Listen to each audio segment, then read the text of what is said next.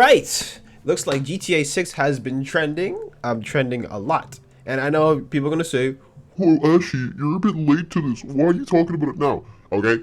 well, guess what? I just didn't want to talk about GTA 6. And matter of fact, this is not even about the trailer. It's about a certain personality who we have previously covered is talking about it. And, I'm just saying, like, he's not exactly the most intelligent human being out there. I mean, he's kind of known for snitching on himself. And, I just don't know what else to talk about. And it's Andrew Tate, okay?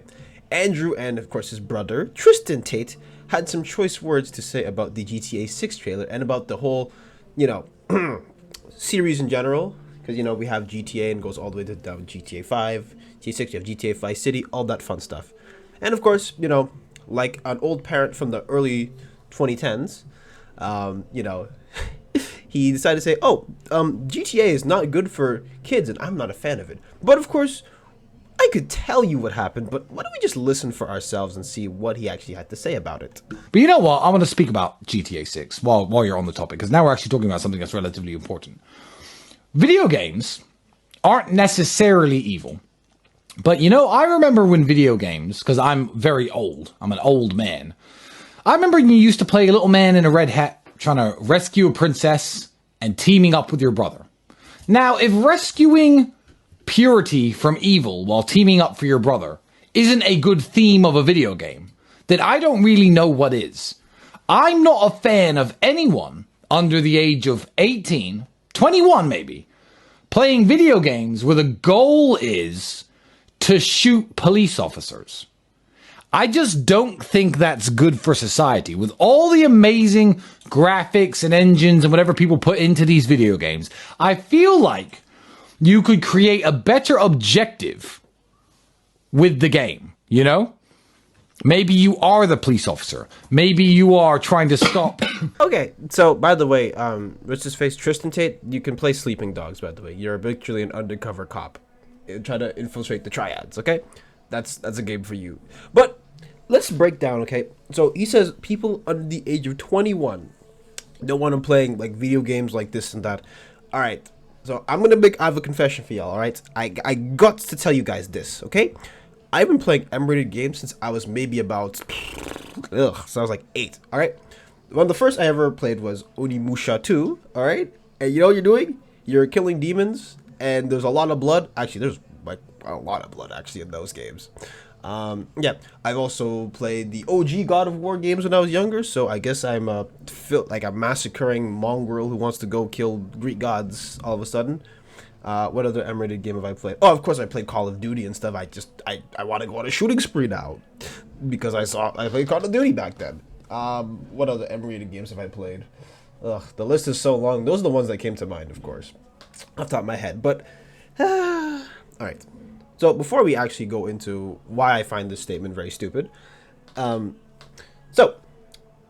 it's been proven many, many times again, and I mean like many, many times, that video games are not a cause for violence. Okay, there's been countless studies on it, and some parents probably still believe it, or some parents still think about it. But yes, there's been so many studies that have come out where they say that, well, it's not inherently true that video games will cause violence, and they don't gear you towards that. And also, with a game that has the name Grand Theft Auto, all right, what do you think is going to be in the game? You're going to be stealing? Yep. You're going to be probably jacking cars, okay? Well, I guess I'm assuming that. You're probably going to be committing heists. And guess what? You might have to shoot a couple police officers. Like, what kind of a... All right. And the cool thing about video games is that there's so many avenues to go through. Like, if you want to play a game that's about saving people, then play Spider-Man 2. That honestly, I should make a video on that, but I digress. That's another thing. If you want to play something that's a bit more like violent, then go play Modern Warfare 2, where I believe the first mission is literally you're a terrorist, or you're undercover as a terrorist. Yeah, you can play that. Or if you want to just go relax and sit back, you can play Stardew Valley, okay? So I don't understand this sentiment where it's like, if you're under 21, you should not be playing it. My guy, all right? Doesn't matter if you put the M rating, you can put everybody 40 and up, and kids will still find a way to cop the game. because the M rating or the rating system is just to tell you that this game has some very has some stuff in it that probably isn't that you probably shouldn't be doing.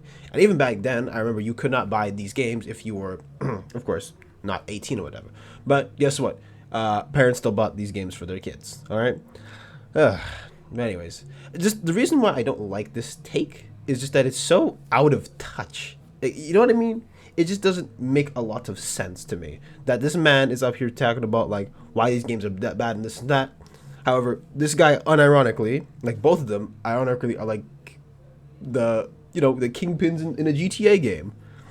So maybe it's a poor reflection of their own life, but yeah, nah. And I'm gonna say this too, like sometimes like my favorite games are literally like some of the M-rated ones because those are the ones that push the limits. So why would you want to actively like subject people to not wanting to play those kind of games and not push the limits? Because oh man, because when I see a game like push limits of like God's gore or whatever it is or whatever, or maybe it's like shipbuilding, I want to see all types of mechanics in every type of video game. Okay, I don't want to play just one kind of game because different games have different needs, and different stuff that applies to different people. Some people are a bit more casual and only play 2K every year, which is a waste of money. Or some people like more single player game adventures, which is me. Or some people only play multiplayer, which they probably should be strapped to a psych ward because I don't know how you play multiplayer the whole time. But yeah, so I don't understand the whole, if you're a certain age, it is what it is.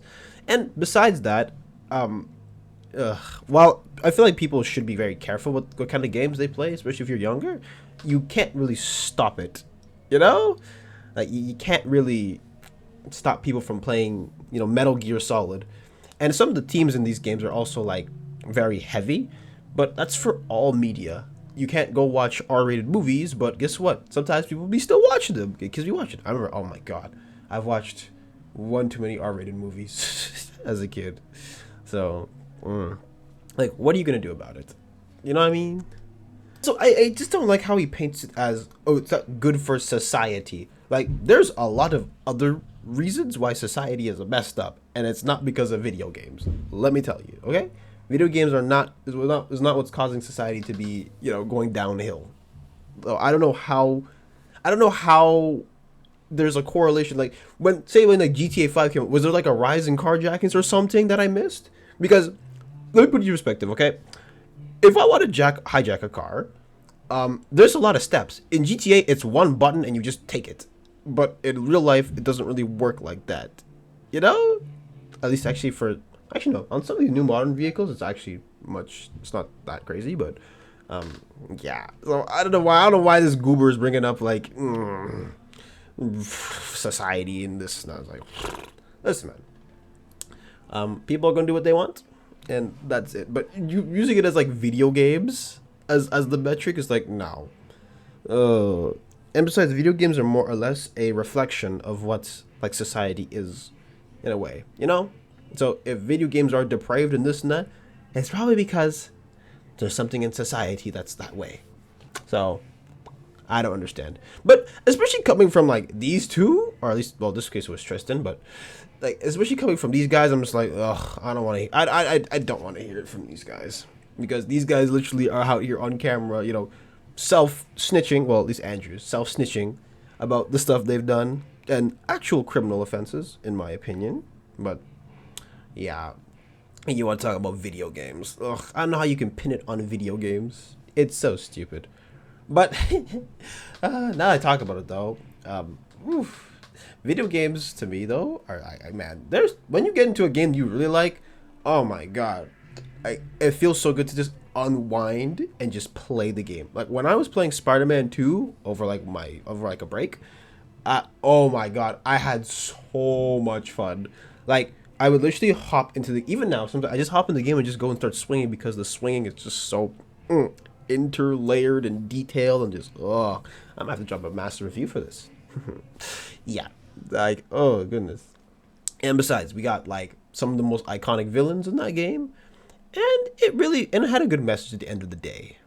So I don't know. So like, would a game like that be bad for society? Like, probably not. But yeah. And of course, that ending for Spider-Man 2 was amazing. But no, I've had a lot of good memories playing video games. Okay, especially with friends. So I wish I could understand why this moron worded it in such a way. But anyways, this was just like a small tangent I went on about Spider-Man 2, which is crazy. But anyways, if you enjoy this type of content, make sure to like, comment, and subscribe, and follow my socials down in the description below. And if you leave a dislike if you want to, you're just an early mom from the 2000s who doesn't like video games. See ya. Oh my God! Oh gosh! I think it'll make a person become insane.